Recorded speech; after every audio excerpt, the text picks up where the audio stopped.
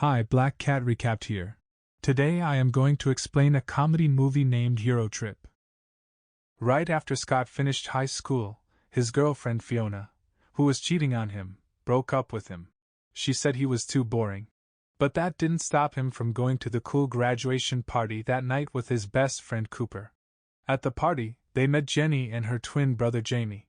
Jenny really wanted to go to Paris, and the twins were planning a trip to Europe. During the party, a guy on stage sang a song about Scott's girlfriend, Fiona, and she ran up to the stage. Everyone cheered, but Scott just watched in shock. The song was basically about how Scott didn't know what Fiona was up to on Sundays. Scott drank a lot that night, and when he got home, he let out all his feelings. He got an email from his German pen pal, Mieke, who had been his friend for a few years. Mieke expressed sympathy for Scott's breakup and wanted to meet in person in America. Scott, who was drunk, thought Mieke was a bad person and told him to stay away. The next morning, Scott's brother was in his room, reading his emails, and was surprised by how harshly Scott had rejected a girl from Germany. Still feeling confused, Scott shows his brother a photo of the person he's been talking to. That's when his brother explains to him that Mieke is a common name for girls in Germany, like Michelle in English, and that she's really attractive. In Berlin, Mieke blocks Scott, meaning she stops communicating with him. Cooper comes to visit Scott, and Scott admits that he made a big mistake with Mieke. He enjoyed talking to her, and now that he knows she's a girl, he realizes he has feelings for her. But he can't contact her anymore. Cooper suggests there's only one thing Scott can do: go to Berlin and apologize to Mieke in person. Scott comes up with reasons why he doesn't want to do it, but when Cooper mentions Fiona, Scott agrees to go. Because they don't have much money, Cooper gets the idea to go to Germany as couriers and deliver a package somewhere nearby. Unfortunately, they can't find any packages going to Berlin, so they get tickets to London instead. On the flight, Cooper admits that he's mainly thinking about meeting European girls and having romantic relationships. When they arrive in London, they head to a local pub because the legal drinking age in England is 18. Unfortunately, they run into some rowdy soccer fans who claim to be part of a private Manchester United fan club. Scotty tells the tough guys that they're also fans of Manchester United in Ohio. One of the tough guys asks him to sing their theme song.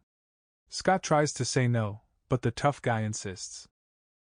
He starts singing a random song, which is clearly not what they wanted to hear, and it looks like they might get in trouble. Luckily, the main fan, Maynard, says that the song was actually pretty good, opens 2 bottles of beer for them, and they all sing the song together. The next day, Scott and Cooper are still with the Manchester United fans after a wild night and have no idea where they are headed. Maynard tells Scotty that they're on their way to see a soccer game in Paris. Scotty remembers that the twins are in Paris and decides to call them. In Paris, when the Manchester fans go off to cause trouble, Scott and Cooper finally manage to get away from them and meet up with the twins. They explain to Jamie and Jenny about the situation with Mieke. The twins can't believe Scott came all the way to Europe for a girl. With Jamie's new camera, which he saved up for 4 years to buy, they go to the Louvre. Unfortunately, the line to get into the museum is longer than they expected. Cooper finds a robot at the museum creepy, so Scott tries to imitate it. The other robot doesn't like that and they start fighting, with Scotty eventually winning by destroying the other robot's eggs. The group leaves the museum, and at a restaurant, Cooper suggests that the twins come with them to Berlin. Jenny says yes, but Jamie is not so sure. Thanks to Scott's excellent persuasion skills, they manage to convince him pretty quickly. They buy train tickets, and Jamie keeps them safe in a special pouch for travel so they don't get stolen, along with everyone's money and passports. Instead of going straight to Berlin, they make a few stops to fully enjoy their Eurotrip. In their train compartment, a Frenchman joins them and sits between Cooper and Jamie, even though there are other empty compartments. They don't understand the language, so they let him stay. The Frenchman turns out to be a bit strange, and Jamie ends up sitting with him alone on his side. In the next tunnel, things get really strange, and they end up kicking the Frenchman out. They get off at Crans-sur-Mer in northern France, and when they hear about a nude beach there, Cooper can't resist the opportunity. They prepare to see the nude beach but are disappointed to find only guys there. Things get worse when Jenny shows up, and the whole beach crowd notices the girl. Back on the train, they head to Amsterdam. Scotty is worried about what he'll say to Mieke when he sees her, but Cooper assures him that everything will be fine. In Amsterdam, they have to wait until morning for their next train. Cooper finds a flyer about the hottest club in the city's red light district, and can't resist the opportunity to experience the city's nightlife there. However, the others don't agree. Cooper is by himself and feeling happy. The hostess welcomes him and tells him that this is a very sensual club in Amsterdam. Scott and Jenny are sitting in a coffee shop, enjoying brownies with a special ingredient that's allowed here. Meanwhile, Jamie goes to a camera store to get a new battery and have his camera thoroughly cleaned.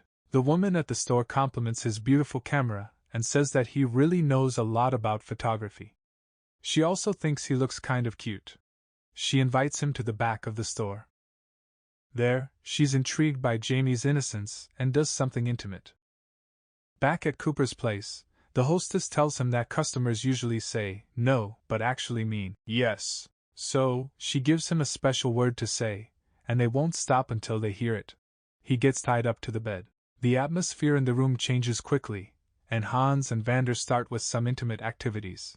Just as they're about to do something uncomfortable, Cooper remembers the special word he can use to stop everything. Unfortunately, he can't even understand the word written down. While all of this is happening, Jamie, who is still in the middle of an intimate encounter, gets clumsily robbed of all their money, passports, and tickets. Meanwhile, Jenny and Scott start to panic and can't stop laughing. Scott begins to think that the brownies they ate weren't good. That's when the waiter comes in and explains to Scott that they are just a regular bakery and don't sell special brownies. Cooper is still trying to figure out the special word, but when he finally says it, it's not what he expected. The three of them meet up and would rather not talk about what happened. Jamie, who's now acting all confident, says he got robbed and it was a great experience. They try to get a ride to Berlin by hitchhiking. Cooper is upset that Jamie is the only one who had a good time in Amsterdam. After a while, a car stops, but the driver doesn't speak English. Scott, with his limited German, asks the driver if he can take them to Berlin. The driver tells some funny stories about his experiences in Berlin and says he won't go back there. Scott takes it as a sign of approval. They've reached Bratislava in Slovakia, but it doesn't look nice. And when they ask a local person if a train is coming soon, he says yes, but they're still building it.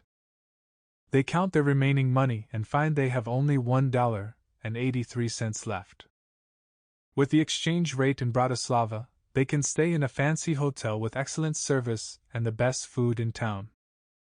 Scott gives the hotel staff a very small tip, just 5 cents. The staff immediately quits and decides to start their own hotel. With their last 27 cents, they go to a local club where they hear the song Scotty Doesn't Know playing. Cooper is finally interested in Jenny. But a man she met in Paris, Christoph, comes to see her and is surprised to find her in Bratislava. It turns out that he owns the club, and she finds him fascinating and follows him to the VIP room. 3 guys have a drink called the Green Fairy, which is supposed to be illegal in the United States, and can make you see things that aren't real. They're supposed to feel nothing, but then Jenny comes back to take a sip from the drink. Christoph has a wife and is also bisexual, so Jenny decides to leave. Cooper sees Jamie kissing someone, and he feels like a loser again for not having any romantic luck.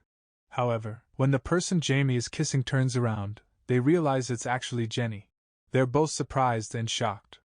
After the wild night, Cooper teases the twins, and Jamie feels embarrassed about it. A local person they met earlier comes to pick them up and offers to drive them to Berlin. Finally, they reach Berlin, and Scott finds Mieke's apartment building. Mieke's father answers the door and tells Scott that Mieke is away for the summer. He explains that she was planning to visit friends in America, but she changed her plans a few days ago, and Scott knows he's the reason. Mieke's stepbrother seems suspicious. Mieke's father tells Scott that Mieke is part of a summer program in Rome, and her group will be boarding a ship the next day. After that, she won't be reachable until the end of the summer. Scott tells his friends to contact their parents and find a way to get home, but he is determined to get to Rome at any cost. Jamie places a stack of cash on the table and says they are going to Rome, as he sold his camera. Without wasting much time, they fly to Rome. Mieke is with a tour guide in Rome, and the group figures out her location by checking her group's schedule. They manage to get there, but the guards won't let them in because it's for private tour groups. Jenny comes up with a plan, saying that Scott is a disabled child, and Jamie is their guide. They convince the guards to let them in. However, once inside, Jamie is stopped by another guard who says that one of the guides is sick and asks him to lead another group. Jamie excels at leading the group because he's very knowledgeable about things. Meanwhile, Scott and Cooper are trying to find Mieke, who is one floor above them. Mieke's guide tells her about a rope attached to the bell of San Marco, which is rung when a pope dies to inform the people of Rome. Scott and Cooper are following closely behind. Out of curiosity, Cooper pulls on the rope. As the bell rings, people start to pray, thinking the pope has passed away. In the restricted room, Cooper finds the pope's hat, and Scott tells him to stop fooling around. Cooper playfully puts the pope's hat on Scott's head. He accidentally sets the hat on fire and throws it into a fireplace. The white smoke from the burning hat signals the election of a new pope. This happens just as Mieke's group is leaving the chapel. The room fills with smoke, and Scott tries to open a window. He spots Mieke in the crowd. Scott gets out on the balcony, calling for Mieke. Everyone thinks he's the new pope, and the crowd cheers. Scott plays along. He even makes it onto the news. After calming everyone down, Scott calls for Mieke, removes the curtains and hat, slides down a banner, and runs to her, but the guards stop him. Scott and Cooper are in trouble. Their friends from the Manchester United fan club show up and tell the guards to leave their friends alone. Scott finally opens up to Mieke about his feelings for her, and explains that he traveled across Europe just to be with her. She's left speechless. They finally get to talk in a confession booth. After a long time, they come out, and she still can't believe that he came all this way for her. One of the people Jamie gave a tour to praises him for his skills and offers to help him visit all the museums in Europe. At the airport, the three of them head back to the United States. Cooper had a good time in Europe, even though he didn't flirt with any girls there. He did, however, manage to win over Jenny. 3 months later, Scott moves into a dorm. While he's on the phone with Cooper, who is now with Jenny, Cooper asks what Scott's new roommate looks like. Mieke knocks on the door of his room because they were assigned to the same room due to another mix-up with her name. Scott and Mieke hug and get into bed together, while Cooper is still on the other end of the call.